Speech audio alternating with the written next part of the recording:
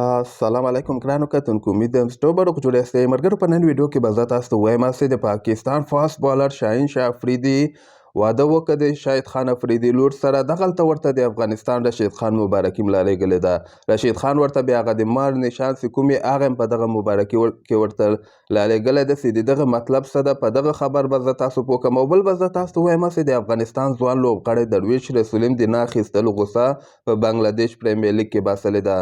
که تاسو هم د رشید خان مینوال یاستئ، دغه ویډیو هم درسره لایک کولی سئ او نورو ملګرو سره هم شریکولی سئ. راځم زه به تاسو ته ووایم چې تېره ورځ دغه جمعې په ورځ باندې د شاهین شاه افریدي د پاکستان فاسټ بالر د شاهد خان افریدي انشا افریدي نومیږي، لکه چې هغې سره واده یې وکړ. نو تېره ورځ یې نکاح هم وسوله. بیا نن یې دغه بعضې عکسونه هم دوی راباسلي ول، یعنې دغه ساده واده دوی وکړه که نه، یعنې دومره ګډا مډا پروګرامونه ولکېنول، خو ساده واده دوی وکړه. خو دغلته به زه تاسو ته وایم چې د افغانستان رشید خان هم ورته اوس لږ ساعت مخکې مبارکي رالیږلې ده. رشید خان بیا ورته په انګلیش کې لیکلی دي چې کنګریچولیشن ټو مای برادر شاهین شاه افریدي، یعنې د ما ورور ته د مبارکي. بیا دلته لیکلی دي may Allah bless you and your wife with peace, joy and all the happiness will celebrate soon لکه د مار. دلته یې ورته لیکلی دي چې یعنې زه تاسو ته خوشحاله ژوند غواړم او آرامه ژوند زه تاسو ته غواړم، کامیابه ژوند زه تاسو ته غواړم او زه به تاسو سره که خیر دغه سلیبریټ کړم، یعنې د تا د واده خوشحالۍ به موږ په ګډه باندې سره سلیبریټ کړو سون لکه د مار. دا خو د مار نشان یې ورته لالېږلی دا ټویټ کې به تاسو ته ښکاري. مطلب یې د خبرې دا ده چې زه پاکستان ته درځم PSL لپاره، هلته به موږ د تا د واده دغسې کوم تا واده وکړه دغه به سلیبریټ کړو، یعنې موږ به یې په ګډه باندې ولمانځو.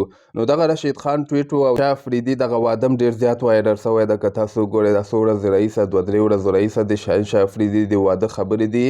نو بالاخره د ده واده به هم که خیر نن یا سبا پورې ختم سي.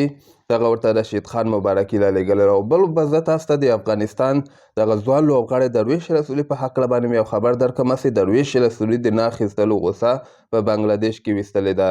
درویش که مخکې لوبې کې تاسو کتلی دومره خاص بیټینګ به یې نه کوو، صرف یوه لوبه کې 50 کې یو 50 رنزه وکړه، هغې نه علاوه بقیه یو لوبه کې هم دومره خاص ونه چلېده. خو نن یې بیا په 9 بالو باندې 100 رنزه کړي دي.